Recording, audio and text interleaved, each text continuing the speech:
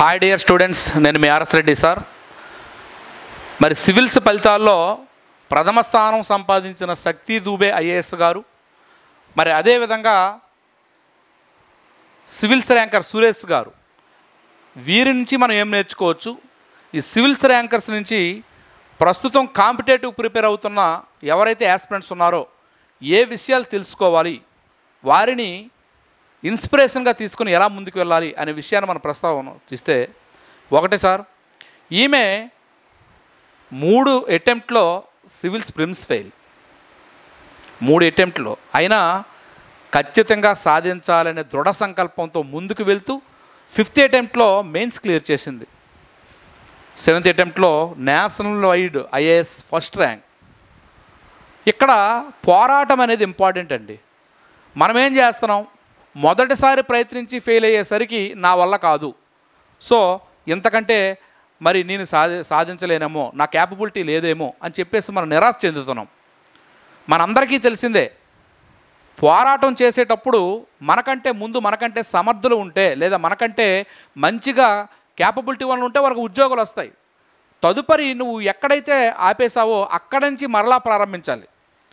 ఎందుకంటే నువ్వు ఈ ప్రిపరేషన్ చేసేటప్పుడు కంప్లీట్గా 100% ప్రిపరేషన్ బాగానే చేస్తావు, కానీ అక్కడ నువ్వు గ్యాప్ ఇచ్చి మరలా కొంత గ్యాప్ తీసుకొని మరలా నోటిఫికేషన్ వచ్చిన తర్వాత ప్రిపరేషన్ చేస్తే 0తో మళ్ళీ చేయాలి. ఇప్పుడు అనుకోండి, నీకు ఎంతైతే చదివావో 90% అక్కడి నుంచి చేయాలి. సో ఒక్కటే గుర్తుంచుకోండి, ఓర్పు సహనం అనేది ఎంత అవసరమో మనం చరిత్ర నుంచి చూసుకొని వస్తున్నాం. కాంపిటేటివ్లు ఇది మరింత అవసరం. సో ఈ విధంగా మనం ముందుకు వెళ్ళాలి తప్ప ఒక పరాజయంతో నేను ఇంతే, నా జీవితం ఇంతే అనుకుని నువ్వు ఉన్నావా, ఖచ్చితంగా నువ్వు అనుకున్న లక్ష్యం సాధించలేవు. సో అందరి కోసం మనకు అనవసరం. నీకంటూ ఒక లక్ష్యం నువ్వు ఏర్పాటు చేసుకున్నావు, నీ లక్ష్యాన్ని సాధించడానికి నువ్వు ఏర్పాటు చేసుకున్నావు కనుక నీకు ఇది అవసరం. మరి అదేవిధంగా చూస్తే సురేష్ గారు అయితే మనందరం అనుకుంటాం వాళ్ళకి ఇంటర్మీడియట్ హైయెస్ట్ మార్కులు, 10th క్లాస్ హైయెస్ట్ మార్కులు, మెరిట్ స్టూడెంట్లని. మరి ఇతను ఇంటర్ ఫెయిల్.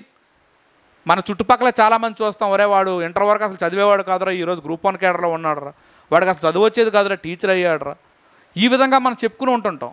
మరి ఎక్కడి నుంచి ఇవన్నీ కూడా మన మధ్యలో ఉన్నవాళ్ళే కదా. ఇంటర్ ఫెయిల్ అనేది మాత్రాన మనం చూసాం, శ్రీకాకుళం జిల్లా నుంచి ఒక ఐఏఎస్ అయ్యారు, అతను 4 సార్లు ఇంగ్లీష్ ఫెయిల్. ఎలా అయ్యారు? దృఢ సంకల్పం, కసి. సో ఖచ్చితంగా మనం అనుకున్నది సాధించడానికి ఎంతవరకు అయినా సరే మనం ప్రయాణించాలి. మన లోపాలు మనం తెలుసుకోవాలి, మన సమయాన్ని మనం సద్వినియోగం చేసుకోవాలి, మంచిగా ముందుకు వెళ్ళాలి. సో అలాంటి వారి కోసమే ఈరోజు హైదరాబాద్, ఢిల్లీ లేదా పెద్ద పెద్ద నగరాలకు వెళ్ళి చదువుకోలేని వారి కోసమే మాలాంటి వాళ్ళం, ఆల్రెడీ సక్సెస్ అయిన వాళ్ళం ఒక ప్లాట్ఫామ్స్ ఏర్పాటు చేసాం.